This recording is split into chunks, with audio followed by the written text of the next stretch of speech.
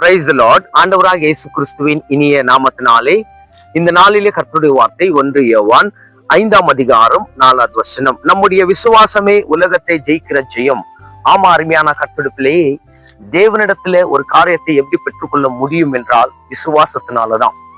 இந்த நாட்களிலே பல வருஷங்களாக சில காரியங்களுக்காக நம்ம ஜெபித்திருக்கலாம். அந்த காரியம் நடக்கவில்லை என்று ஒரு நாளும் சோர்ந்து போவாதீங்க. தேவனிடத்துல விடாம விசுவாசத்தோடு அந்த காரியத்துக்காக ஜெபிக்கிற பிள்ளையாக நீங்கள் இருந்தால் கண்டிப்பாக அந்த காரியத்தை நீங்கள் பெற்றுக்கொள்ள முடியும். தேவ பிள்ளைகளே, எதுக்காக நம்ம வாழ்க்கையில சில காரியங்கள் நடக்க மாட்டு கொண்டு இருக்கிறது என்றால் நம்ம விசுவாசத்தோடு அப்பா சமூகத்தை தேடுவதில்லை. ஏதோ ஒரு கடமைக்காக தேவ சமூகத்தை தேடிக்கொண்டிருக்கிறோம். அப்படி எல்லாம் ஒரு தேவ பிள்ளைகள் இருக்கக்கூடாது.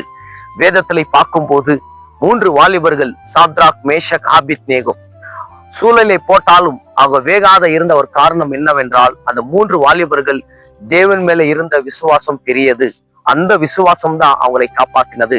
அதே மாதிரி இன்னைக்கு நம்மளுடைய வாழ்க்கையில விசுவாசம் இருந்தால் மலை போல பிரச்சனைகள் வந்தாலும் அந்த விசுவாசம் நம்மளை காப்பாற்றும். ஏன்னா நம்ம விசுவாசிக்கிறது யார் என்றால் வானத்தை பூமியை உண்டாக்கின கர்த்தர்.